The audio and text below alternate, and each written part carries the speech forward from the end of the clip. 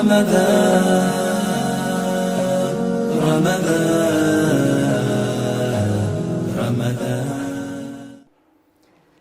اللہ الرحمن الرحیم الحمدللہ رب العالمین والصلاة والسلام علی سید المرسلین وعلی آلہ وصحبہ اجمعین۔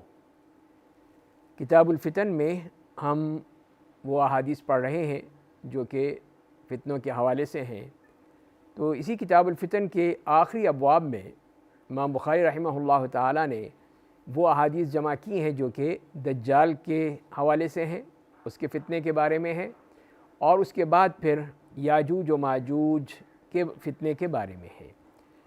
تو یہ وہ احادیث ہیں جو کہ ہمیں اس میں ملتی ہیں۔ اس کے علاوہ اور بھی احادیث ہیں جو کہ صحیح مسلم میں اور سنن میں موجود ہیں۔ تو اس لیے مناسب یہی سمجھا گیا کہ اس کی مجموعی طور پر ہم ایک بات کر لیں کہ جس میں وہ احادیث بھی آ جائیں جو صحیح بخاری کی ہیں، اور وہ احادیث بھی آ جائیں جو صحیح مسلم کی ہیں، اور اس کے علاوہ دوسری احادیث بھی، تاکہ ایک مجموعی شکل سامنے آ جائے اور ایک مکمل تصویر آپ کے سامنے ہو کہ اس معاملے میں ہمیں کیا کچھ ملتا ہے۔ تو آئیے آج ہم جو بات کرتے ہیں وہ فتنۃ المسیح الدجال، دجال کے فتنہ جو ہے اس پر ہم بات کرتے ہیں، اور اس کے حوالے سے جو بھی ہمارے پاس احادیث موجود ہیں جو کہ صحیح بخاری میں ہیں، صحیح مسلم میں ہیں یا دوسری کتابوں میں ہیں، ان کو ہی ہم اپنے اس بات چیت میں شامل کریں گے۔ تو پہلی بات ہے کہ دجال کا مطلب کیا ہے؟ تو دجال سے اصل تو مطلب یہی ہوتا ہے کہ وہ کسی چیز کو چھپانے کے معاملے میں آتا ہے، یا کسی میں کوئی چیز ملاوٹ کر کے کسی کے اوپر وہ دھوکہ دینا، اس میں بھی استعمال کیا جاتا ہے۔ اور دجال کو دجال اسی لیے کہا گیا کہ وہ حق کو باطل سے چھپانے کی کوشش کرے گا، اس کے اوپر باطل کا لبادہ پہنانے کی کوشش کرے گا، لوگوں کو پتہ نہ چلے اپنے کفر کی وجہ سے، جھوٹ کی وجہ سے، دھوکے کی وجہ سے، اور لوگ اس کو پہچان نہ سکیں۔ تو اسی لیے اس کو دجال کا نام دیا۔ اور یہاں جو ہم بات کر رہے ہیں فتنۃ المسیح الدجال جب ہم کہتے ہیں تو اس سے مراد وہی دجال اکبر ہے جو قیامت سے پہلے آئے گا، یعنی قیامت کی نشانیوں میں سے ایک بڑی نشانی ہے، اور وہی زمانہ ہوگا جب کہ حضرت مہدی علیہ السلام اور حضرت عیسیٰ علیہ السلام آ چکے ہوں گے، اور اس وقت جب یہ آئے گا تو وہی دونوں اس کو ختم کریں گے۔ تو لہذا یہ وہ بڑا فتنہ ہے اور بڑی ایک علامت ہے جو کہ قیامت کی علامتوں میں سے ہے۔ اور اس کو مسیح کیوں کہا گیا؟ تو مسیح اس لیے کہا گیا کہ اس کی جو ایک آنکھ ہے وہ مٹی ہوئی ہوگی۔ مسا ہوتا ہے کسی چیز پہ ہاتھ پھیرنا، مٹانا، تو وہ ہے کہ اس کی ایک آنکھ جو ہے وہ مٹی ہوئی ہے، تو اس لیے اسے مسیح کہا گیا۔ جبکہ مسیح کا لفظ جو ہے وہ صدیق پر بھی اطلاق ہوتا ہے، جیسے کہ حضرت عیسیٰ علیہ السلام جیسی شخصیت ہے ان کو بھی مسیح کہا گیا ہے، لیکن زیادہ تر جو ہے اسی شخص کے بارے میں جو کہ دجال اکبر ہے، کذاب اعور ہے، اندھا، کذاب، جھوٹا، اس کے بارے میں زیادہ استعمال کیا جاتا ہے، جیسے کہ اس میں ہم دیکھتے ہیں۔ اقوال تو بہت ہیں،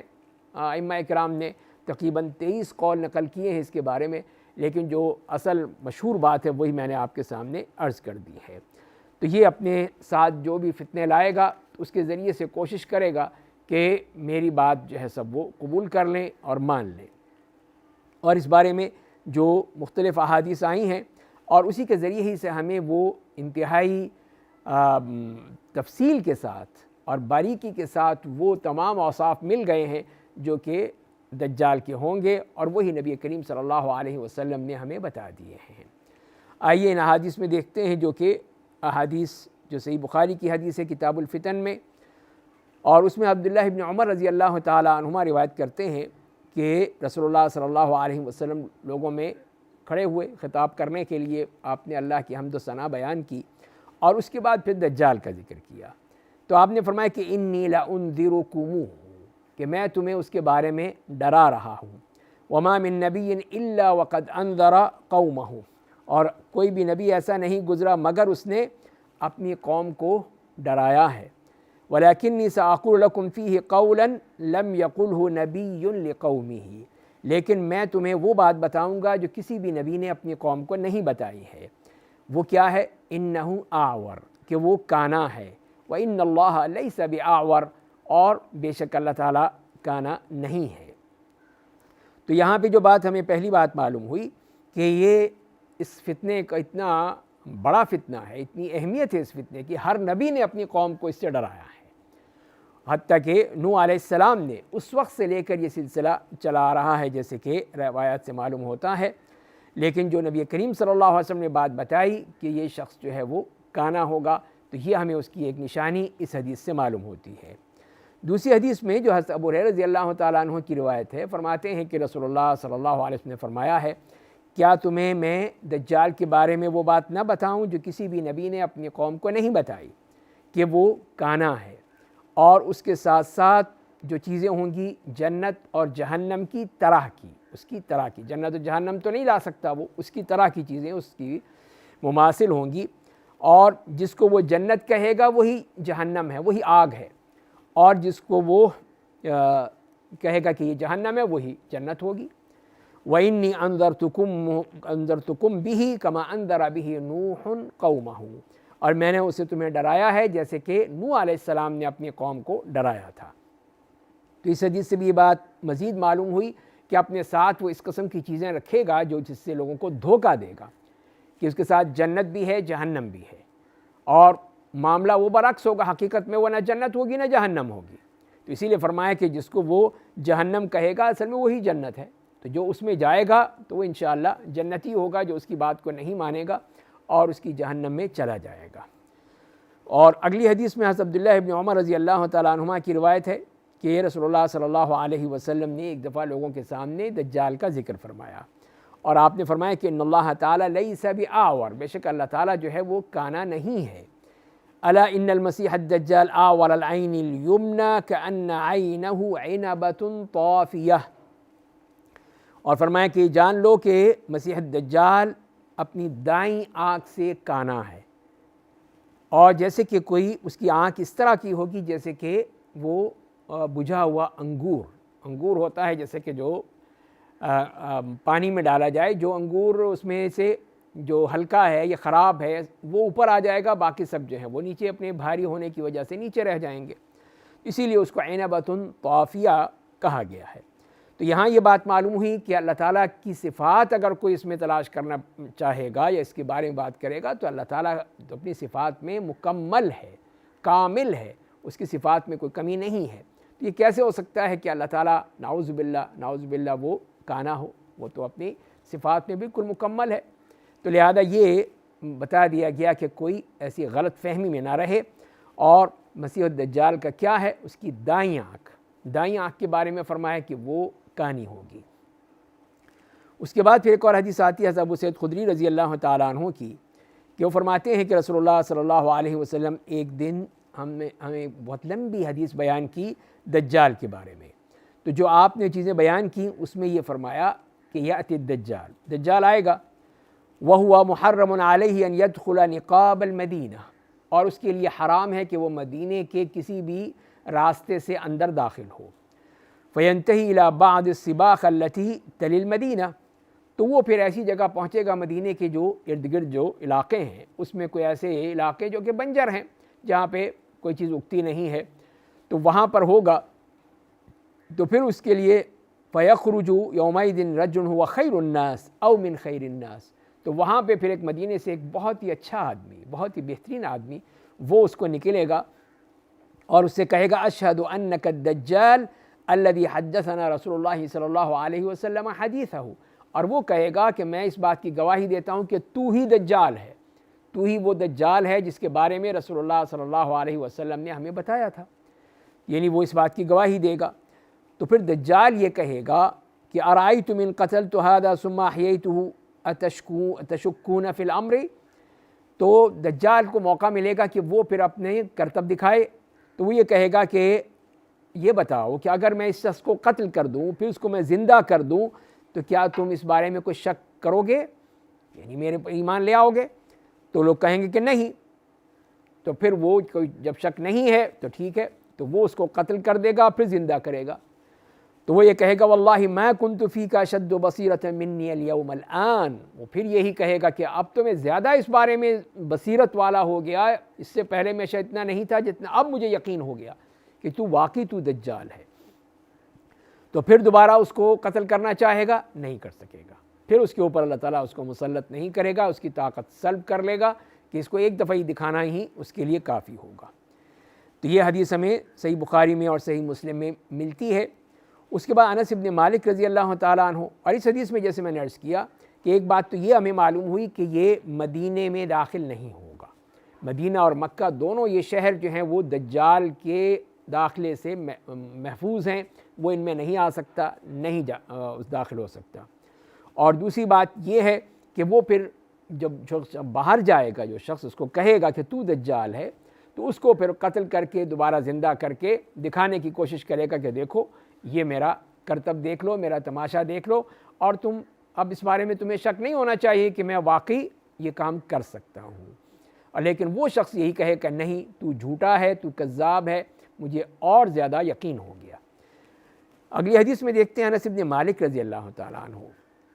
وہ یہ کہتے ہیں کہ رسول اللہ صلی اللہ علیہ وسلم نے فرمایا ہے کہ ما بعث نبی الا وقد انذر امته الاعور الكذاب الا انه اعور، کہ کوئی بھی نبی ایسا نہیں آیا مگر اس نے اپنی امت کو دجال سے، اس کانے جھوٹے دجال سے ڈرایا ہے، اور جان لو کہ وہ کانا ہے۔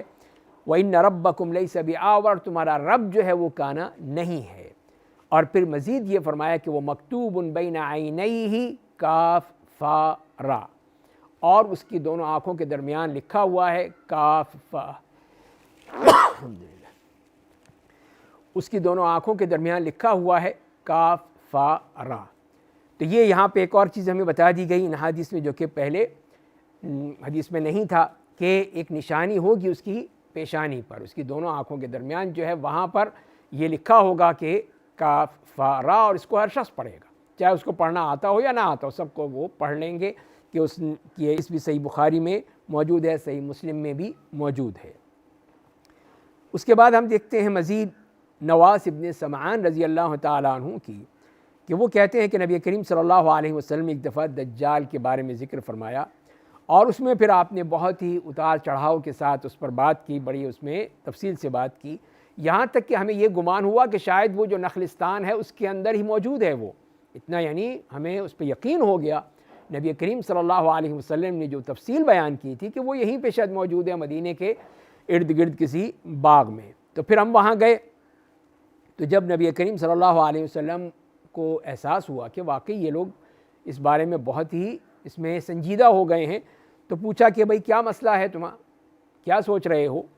تو انہوں نے کہا کہ یا رسول اللہ ذکرت الدجال الغدات فخفضت فیہ ورفعت حتی ظنناه فی طائفۃ النخل، کہ آپ نے جو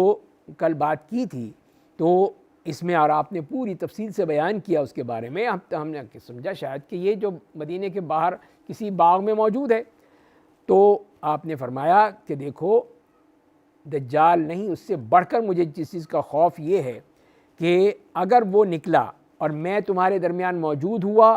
تو پھر میں تمہارے دفاع کروں گا، میں موجود ہوں تو میں دفاع کروں گا، اور اگر وہ نکلا اور میں نہیں ہوں، یعنی اس دنیا سے جا چکا ہوں، تو پھر ہر شخص اپنا دفاع خود کرے گا، اس کا اپنا ذمہ دار ہے وہ خود دفاع کرے، اور اللہ تعالیٰ جو ہے وہ ہر مسلمان کے لیے میری جگہ اس کی دفاع کرے گا، اس کی نصرت کرے گا، مدد کرے گا۔ اور اس کے بارے میں اپنے یہاں پر مزید ہمیں صفات مل گئی۔ آپ نے فرمایا کہ انہ شاب قطط، کہ وہ نوجوان ہے اور اس کے بال جو ہیں بہت ہی گھنگریالے ہیں، گھنگریالے بال، جیسے کہ بعض لوگوں کے بہت ہی اس قسم کے گھنگریاں جو آپس میں جڑے ہوئے اس قسم کے بال ہیں، وہ اس کی نشانی ہے۔ عینہ طافئہ، اس کی ایک آنکھ بجھی ہوئی ہوگی، یعنی کہ اس میں نور روشنی نہیں ہوگی۔ کأنی اشبہہ بعبد العزیٰ ابن قطن، اور میں اس کو شباہت دے سکتا ہوں عبد العزیٰ ابن قطن، جو کہ اس وقت کا ایک شخص کافر تھا، اس سے اس کی شباہت دے سکتا ہوں۔ تو پھر آپ نے فرمایا فمن ادرکہ منکم فلیقرأ علیہ فواتح سورۃ الکہف، تو اگر تم میں سے کوئی اس کو پا لے تو سورۃ الکہف کی جو شروع کی آیات ہیں وہ تلاوت کرے۔ اور پھر یہ کہاں سے نکلے گا؟ انہ خارج خلۃ بین الشام والعراق، وہ شام اور عراق کے درمیان جو جگہ ہے وہاں سے نکلے گا۔ تو پھر وہ دائیں جانب جو علاقے ہیں ان میں اپنا فساد پھیلائے گا، پھر بائیں جانب وہاں پہ جائے گا اور وہاں اپنا فساد پھیلائے گا۔ یا عباد اللہ فثبتو، اے اللہ کے بندو بس ثابت قدم رہنا، اس کے دھوکے میں مت آنا، بلکہ اس کے سامنے جم جانا، ڈٹ جانا کہ تو جھوٹا ہے، تو سچا نہیں ہے۔ تو فرماتے ہیں کہ ہم نے پوچھا کہ یا رسول اللہ وہ زمین میں کتنا عرصہ رہے گا، یعنی اس کا یہاں پہ ٹھکانہ کتنا ہوگا؟ تو آپ نے فرمایا کہ 40 دن۔ 40 دن کی تفصیل کیا ہے؟ ایک دن 1 سال کے برابر، ایک دن 1 مہینے کے برابر، ایک دن 1 ہفتے کے برابر، اور پھر باقی جو ایام ہے وہ تمہارے جو باقی ایام ہے اس کے برابر۔ تو اس طرح کہہ لیجئے کہ 1 سال، 1 مہینہ اور 1 ہفتہ، یہ تو ایک ایک دن ہے، اور باقی جو ہیں وہ 40 میں سے آپ 3 دن نکال دیجئے، 37 دن، وہ ایک عام دنوں کی طرح ہے۔ تو پھر پوچھتے ہیں صحابہ کرام کو، ظاہر ہے کہ اپنی ہر بات کی ان کو مسئلہ پیدا ہوتا تھا اور فکر ہوتی تھی، پریشانی ہوتی تھی کہ اب کیا کریں گے ہم۔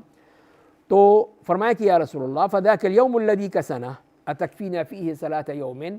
اگر وہ دن جو 1 سال کے برابر ہے، کیا اس میں پھر ایک دن کی نمازیں پوری ہو جائیں گی؟ فوراً جو سوال پیدا ہوا فوراً پوچھ لیا۔ تو آپ نے فرمایا کہ نہیں، اقدروا لہ قدرہ، اس کے لیے اندازہ کر لو، اندازہ کر لو کہ ایک نماز اور دوسری نماز کے درمیان کتنا فاصلہ ہے، اس کے مطابق تم اپنی نمازیں پڑھتے رہو، نماز تو نہیں چھوٹے گی۔ تو ہم نے پوچھا کہ یا رسول اللہ اس کے زمین میں جو اس کا چلنا ہے وہ کیسا ہے، کس طرح وہ چلے گا، کہاں کہاں جائے گا، اس کے بارے میں بتا دیجئے۔ تو آپ نے فرمایا کالغیث استدبرتہ الریح، کہ اس بارش کی طرح جو کہ آندھی طوفان کے بعد آتی ہے، آندھی طوفان آتا ہے اس کے بعد ایک دم تیز بارش برسنے لگتی، اس طرح ہے، یعنی کہ وہ تیزی سے وہ اپنا مشن پورا کرے گا اور اپنا پورا جو اس نے گھومنا ہے پوری دنیا میں وہ جائے گا اور اپنی دجالیت پھیلاتا رہے گا۔ اور پھر جب وہ کسی بھی جگہ پہ جائے گا وہاں پہ ان کو دعوت دے گا کہ دیکھو میں آیا ہوں، میں بہت بڑا تمہارا رہبر ہوں، تمہارا نجات دہندہ ہوں۔ تو وہ اس پر ایمان لے آئیں گے، اس کی بات کو قبول کر لیں گے۔ وہ آسمان کو کہے گا کہ بارش برسا تو بارش ہونے لگے گی، زمین سے کہے گا زمین میں سے سبزہ اگنے لگے گا،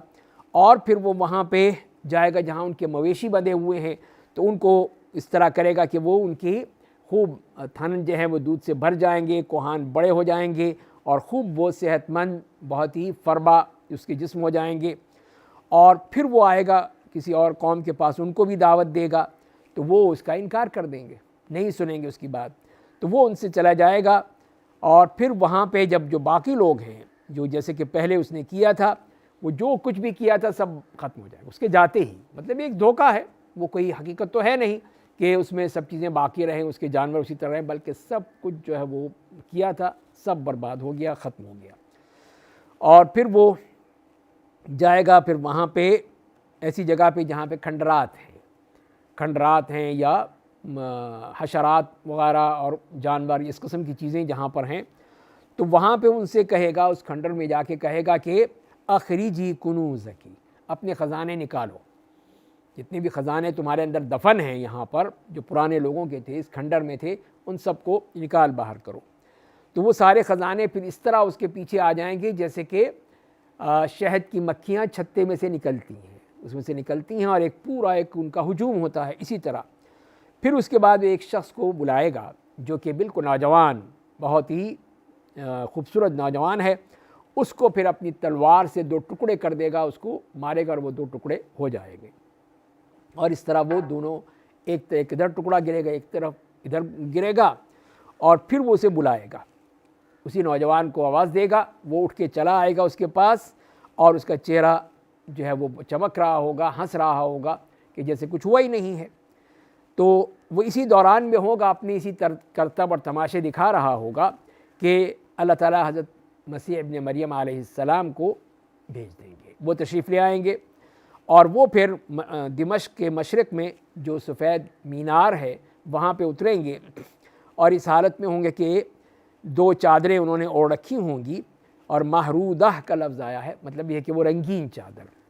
چادر ہے جو کہ ورس اور زعفران سے باقاعدہ اس کو رنگا گیا ہے، اس قسم کی چادریں انہوں نے اوڑھ رکھی ہوں گی، اور وہ تشریف لائیں گے، اور اپنے ہاتھ دونوں نے فرشتوں کے پروں پہ رکھے ہوئے ہوں گے، فرشتوں کے پروں پہ ان کے دونوں ہاتھ ہوں گے۔ جب وہ اپنا سر جھکائیں گے تو پانی ٹپکے گا، اور اسی طرح جب سر اٹھائیں گے تو اس میں سے اس طرح پانی ٹپکے گا جیسے کہ موتی ٹپکتے ہیں، موتیوں کی طرح وہ پانی، بالکل صاف شفاف پانی جو ان کے سر سے ٹپک رہے گا۔ اور فرمایا کہ پھر اس کے بعد اگر جو کافر ان کی اس سانس کی خوشبو سونگھے گا وہ مر جائے گا، جہاں تک ان کا سانس پہنچے گا، اور وہ سانس ان کا کہاں پہنچے گا؟ جہاں تک ان کی نظر جائے گی، جہاں تک ان کی نظر جائے گی وہیں تک ان کا سانس پہنچے گا، اور اس سانس کی خوشبو ایسی ہوگی کہ کوئی کافر زندہ نہیں رہے گا۔ اور پھر حضرت عیسیٰ علیہ السلام پھر اس کو پکڑیں گے، اس کے پیچھے بھاگیں گے اس دجال کو ختم کرنے کے لیے، اور پھر وہاں پہ باب لد پہ جا کے اس کو پکڑ لیں گے اور وہاں پہ اس کو مار ڈالیں گے، وہاں اس کو قتل کر دیں گے۔ تو یہ پہلا ان کا کام ہوگا جو انہوں نے کیا ہے۔ اور یہ بھی یاد رہے کہ لد وہی ہے جہاں پہ آج کل اسرائیل کا ایئرپورٹ ہے، اور اس کا نام بھی لد کے حوالے ہی سے ہے،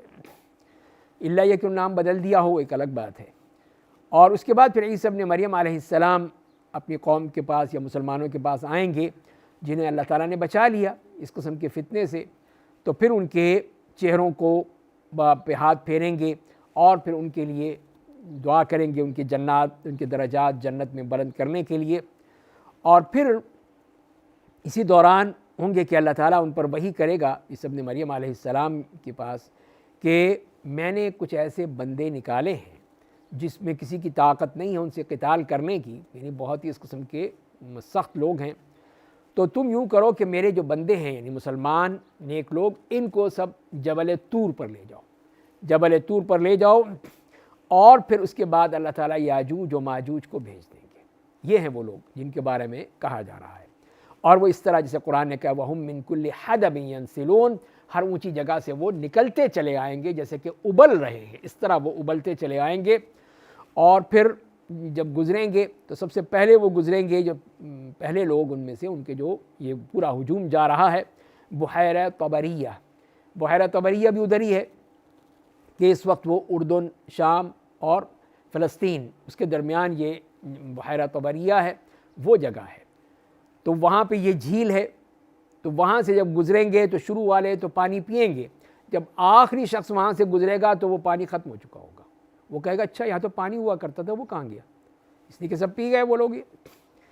اور اس کے بعد پھر حضرت عیسیٰ علیہ السلام اور ان کے ساتھی جو ہیں وہ محصور ہو کے رہ جائیں گے وہاں پر، ظاہر ہے کہ وہ اب نکل نہیں سکتے، اتریں گے تو وہ خطرہ ہے یاجوج و ماجوج کا۔ اور یہاں تک کہ ان کے پاس ایک جو بیل کی کا سر ہے یا سری جسے ہم کہتے ہیں، وہ اتنی مہنگی ہو جائے گی کہ 100 دینار سے بھی زیادہ اس کی قیمت ہوگی۔ مطلب یہ ہے کہ اتنی چیزیں کھانے پینے کی کمی ہو جائے گی، تبھی یہ چیزیں مہنگی ہو جائیں گی، کوئی چیز ملے گی نہیں کھانے کی۔ تو پھر نبی کریم حضرت عیسیٰ علیہ السلام اللہ کے نبی، وہ پھر اللہ تعالیٰ سے دعا کریں گے کہ اللہ پھر ہمارے لیے کچھ کر دے، ہم تو اس طرح مر جائیں گے، یہاں پر بھوکے مر جائیں گے، جب کھانا پینا ہی ختم ہو جائے گا ہمارا تو ہم کیا کریں گے؟ تو پھر اللہ تعالیٰ ان یاجوج و ماجوج پر ان کی گردنوں میں ایک خاص قسم کا کیڑا پیدا کر دیں گے، وبا کہہ لیجیے، ایک وبائی صورت میں، کیڑے کی صورت میں، کہ وہ سب کے سب مر جائیں گے، سب ختم ہو جائیں گے۔ اب جو ہزاروں لاکھوں کی تعداد میں ہیں وہ سب کے سب ختم ہو جائیں گے۔ اور اس کے بعد پھر حضرت عیسیٰ علیہ السلام جب پہاڑ سے اتریں گے ان کے ساتھ ہی زمین پر، تو اب زمین پر کوئی جگہ نہیں ہوگی جہاں پہ وہ پاؤں رکھیں، مگر وہاں پہ یہ ہے کہ ان کی جو جسم سے جو غلاظت نکلی ہے یا اور جو چیزیں ہیں وہ سب اتنی بھری ہوں گی کہ اتنی بدبو ہوگی کہ وہاں پھر اللہ تعالیٰ سے دعا کریں گے عیسیٰ علیہ السلام کہ اللہ یہ ایک اور مصیبت ہے، اب اس طرح ہم کیسے یہاں سے گزر سکتے ہیں؟ تو اللہ تعالیٰ پھر ایسی ایک وہ تیز بارش بھیجیں گے جس سے کوئی بھی جگہ خالی نہیں رہے گی، کوئی مکان ہو، کوئی کچا ہو، پکا ہو، کوئی جگہ بھی ہو، سب کے سب وہاں پہ، اور اس طرح وہ بارش ان سب کو بہا کر لے جائے گی یا وہاں جگہ کو صاف کر دے گی، ان کی جو غلاظتیں تھیں سب کچھ صاف ہو جائیں گی، اور بالکل ایک آئینے کے مانند وہ جگہ بالکل صاف ہو جائے گی۔ اور جیسے کہ بعض روایات میں آتا ہے کہ وہ پھر جو ایک لمبی گردنوں والے پرندے بھیجے جائیں گے جو ان کی لاشوں کو اٹھا کے وہاں سے لے جائیں گے۔ اس طرح اللہ تعالیٰ ان مسلمانوں کی اور عیسیٰ علیہ السلام کی مدد فرمائیں گے کہ وہ وہاں سے آرام سے آ جائیں گے۔ اور پھر زمین سے کہا جائے گا کہ اب تم اپنے پھل دوبارہ نکالو، پیدا کرو، اپنی برکت جو ہے وہ دوبارہ دکھاؤ، اس لیے کہ اب تو معاملہ دوسرا ہو گیا ہے۔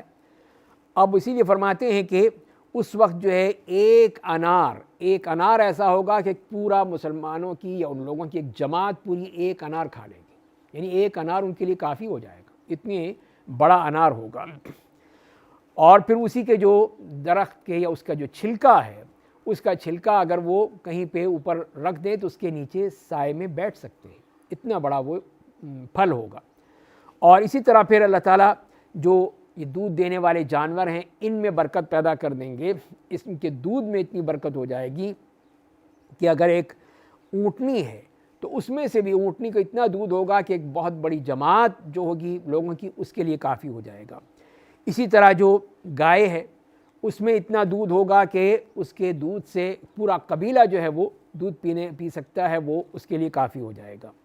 اسی طرح جو بکری ہے، بکری کا بھی دودھ اتنا ہوگا کہ اس میں بھی لوگوں کی ایک جماعت، چھوٹی جماعت، وہ بھی اس سے پوری ہو جائے گی۔ اور وہ اسی دوران وہ ہوں گے کہ اللہ تعالیٰ پھر ایک خوشبودار ہوا بھیجیں گے اور پھر وہ ان کے جو بغلوں کے نیچے سے نکلتی چلی جائے گی اور پھر ہر مسلمان کی، ہر مومن کی روح کو قبض کر لے گی، سب ختم ہو جائیں گے۔ تو یعنی یہ جو اچھے لوگ ہیں، نیک لوگ ہیں، اللہ کے نیک بندے ہیں، وہ سب ختم ہو جائیں گے۔ تو فرمایا کہ اس کے بعد پھر وہ بدترین قسم کے لوگ ہو جائیں گے جو وہ حرکتیں کریں گے جیسے کہ گدھے یا جانور جیسے حرکتیں کرتے ہیں علی الاعلان، اس طرح کی وہ حرکتیں کریں گے اور انہی پر پھر یہ قیامت قائم ہوگی۔ تو یہ لمبی حدیث جو ہمیں ملتی ہے صحیح مسلم کی روایت ہے، جس میں یہ پوری طرح بتا دیا کہ حضرت عیسیٰ علیہ السلام کے بارے میں اور اس سے پہلے دجال کے بارے میں، اس کی صفات کے بارے میں، اور کس طرح وہ کوشش کرے گا کہ جنت اور جہنم کا دکھائے، اور پھر کسی کھنڈرات سے گزرے گا، وہاں سے جو خزانے ہیں ان سے نکالنے کی کوشش کرے گا، اور پھر اسی دوران جب کہ عیسیٰ علیہ السلام تشریف لے آئیں گے وہ اس کو قتل کر دیں گے، اور پھر اس کے بعد یاجوج و ماجوج کا سلسلہ شروع ہو جائے گا اور اس کی تفصیل بتائی گئی۔ مزید تفصیل جو ہے ہم وہ یاجوج و ماجوج کا جو موضوع ہے اس پہ ہم بات کریں گے، یہاں پہ وہ اسی حدیث کا حصہ ہے لہذا وہ بات سامنے آ گئی۔ تو اس طرح یہ معلوم ہو گیا کہ یہ وہ پورا پس منظر ہے اور پیش منظر ہے کہ کس طرح وہ دجال کیا وہ فتنہ ہے کہ وہ لوگوں کو دھوکہ دے گا، غلط بیانی کرے گا، اور اس کا ایک فتنہ ہے، ظاہر ہے آزمائش ہے، امتحان ہے، تو اس کے لیے ہر چیز بھی مدد ہوگی اس کی، وہ سب دکھائے گا لوگوں کو، لیکن اپنے لیے کہ دیکھو میں سچا ہوں، جھوٹا نہیں ہوں، تو یہ دکھانے کے لیے۔ اور پھر جیسے کہ حدیث سے ہی معلوم ہوا کہ دجال جو ہے وہ ہر شہر میں جائے گا، ہر ملک میں جائے گا سوائے مکہ اور مدینہ کے، اس لیے کہ وہاں پر اس کے لیے راستے بند ہیں۔ حضرت انس رضی اللہ تعالیٰ عنہ کی روایت ہے کہ نبی کریم صلی اللہ علیہ وسلم نے فرمایا ہے کہ لیس من بلد الا سیطعہ الدجال الا مکہ والمدینہ، کہ کوئی بھی شہر یا علاقہ ایسا نہیں ہے جہاں پہ دجال نہ جائے سوائے مکہ اور مدینہ کے۔ اس کا مطلب یہ پوری دنیا کا وہ چکر لگائے گا۔ اس کو یہ وقت بتا دیا گیا کہ وہی کہ 40 دن، جس میں سے ایک دن ایک سال کے برابر، ایک دن ایک مہینے کے برابر، اور ایک دن ایک ہفتے کے برابر۔ اور یہاں پہ بھی یہی فرمایا کہ وہ مکہ اور مدینہ کے علاوہ پوری تمام جتنے بھی علاقے ہیں سب کا وہ چکر لگائے گا۔ اور جہاں تک کہ مکہ اور مدینہ کا تعلق ہے تو فرمایا کہ اس کے جتنے بھی راستے ہیں، جتنے بھی داخلے کے راستے ہوں گے ان شہروں کے، وہاں پر فرشتے اپنی تلواریں لے کر کھڑے ہوں گے اس کی نگرانی کرنے کے لیے، اس کا پہرا دینے کے لیے۔ اور اس کے بعد پھر مدینے میں 3 جو ہے زلزلے آئیں گے، رجفہ جو کہا، پورا طرح ہلا دیا جائے گا۔ اس کا نتیجہ کیا نکلے گا کہ جو بھی اس میں کافر ہے، منافق ہے، مشرک ہے، سب نکل جائیں گے، سب باہر نکل جائیں گے، اور مدینے میں صرف صاحب ایمان لوگ ہی رہ جائیں گے۔ تو یہ اسی بات کی دلیل ہے کہ وہاں پہ کوئی کافر منافق رہ نہیں سکتا ہے، ایک وقت آئے گا کہ سب کے سب وہ نکال دیے جائیں گے۔ اور اسی طرح پھر نبی کریم صلی اللہ علیہ وسلم نے ہمیں اس سے بچنے کے لیے جو باتیں بتائیں، اس میں ایک بات تو ابھی آپ سن چکے ہیں کہ جو فرمایا کہ اگر تم میں سے کوئی دیکھے تو پھر سورہ کہف کی جو شروع کی آیات ہیں اس کی تلاوت کریں۔ تو یہ تو اس کے لیے ہے جو دیکھے گا، لیکن اس کے علاوہ ہم جو ابھی ہمارے سامنے یہ چیز نہیں ہے تو ان کا کیا معاملہ ہوگا؟ تو اس میں حدیث آتی ہے جیسے کہ ابن عباس رضی اللہ تعالیٰ عنہما کی روایت ہے، صحیح مسلم میں بیان کی گئی ہے کہ نبی کریم صلی اللہ علیہ وسلم یہ دعا سکھایا کرتے تھے. جیسے قرآن کریم کی کوئی صورت سکھاتے تھے بالکل اسی طرح وہ دعا سکھاتے تھے کہ اللہم انی اعوذ بک من عذاب جہنم واعوذ بک من عذاب القبر واعوذ بک من فتنة المسیح الدجال واعوذ بک من فتنة المحیا والممات. تو یہاں دیکھیے کہ نبی کریم صلی اللہ علیہ وسلم نے جو دعا سکھائی ہے ہمیں جو پناہ لینے کے بارے میں کہا ہے کہ اللہ میں تیری پناہ میں چاہتا ہوں جہنم کے عذاب سے, میں تیری پناہ چاہتا ہوں عذاب قبر سے, میں تیری پناہ چاہتا ہوں فتنۃ مسیح الدجال سے, اور میں تیری پناہ چاہتا ہوں فتنۃ المحیا والممات, زندگی اور موت کے فتنے سے. تو یہ وہ چیزیں ہیں, یہ دعا ہیں جو کہ ہمیں سکھائی گئی ہے تاکہ ہم اس کو کثرت سے پڑھا کریں تاکہ اس کے فتنے سے بچ جائیں. اور اسی طرح ایک اور حدیث میں زید بن ثابت رضی اللہ تعالیٰ عنہ فرماتے ہیں کہ اس دوران کہ ہم نبی کریم صلی اللہ علیہ وسلم کے ساتھ بنی نجار کے ایک باغ میں جا رہے تھے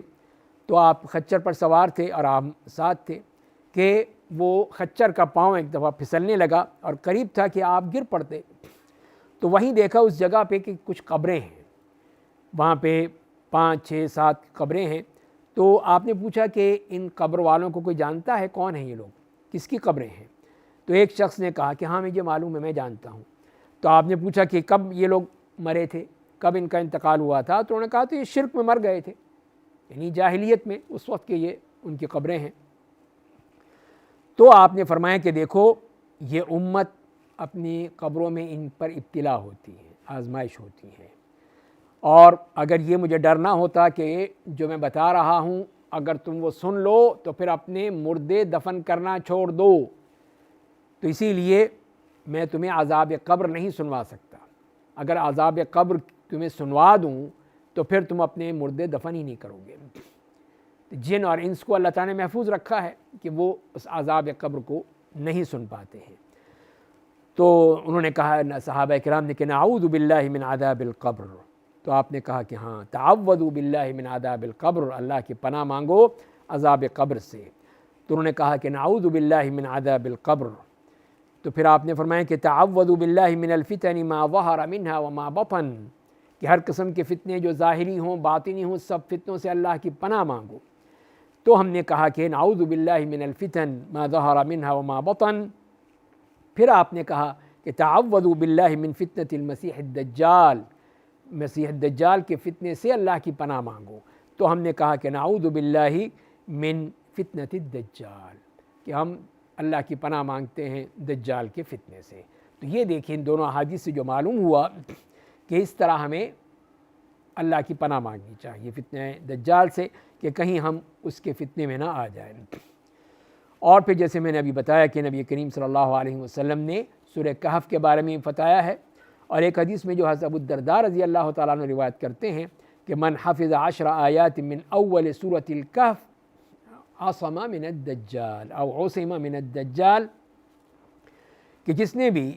سورہ کہف کی شروع کی 10 آیات یاد کر لیں وہ دجال کے فتنے سے محفوظ کر دیا گیا.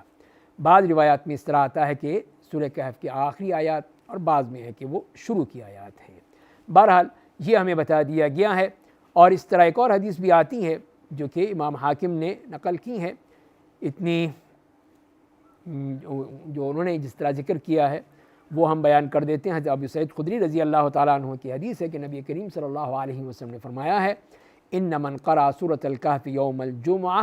اضاء له من النور ما بین الجمعتین, کہ جس نے بھی جمعے کے دن سورہ کہف کی تلاوت کی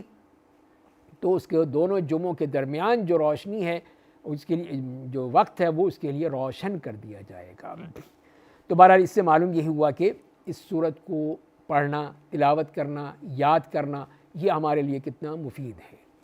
تو یہ وہ اہم چیزیں ہیں جو کہ ہمیں دجال کے حوالے سے ان احادیث میں ملتی ہیں, اور ہم اس کے ذریعے ہی سے اس کی صفات کو سمجھ سکتے ہیں, اس کی تمام تفاصیل کو سمجھ سکتے ہیں جو نبی کریم صلی اللہ علیہ وسلم نے ان احادیث میں بیان کی ہیں. اللہ تعالی ہمیں اس کے فتنے سے محفوظ رکھے اور ہمیں اپنے ایمان کو سلامت رکھنے کی توفیق عطا فرمائے. وآخر دعوانا ان الحمد للہ رب العالمین.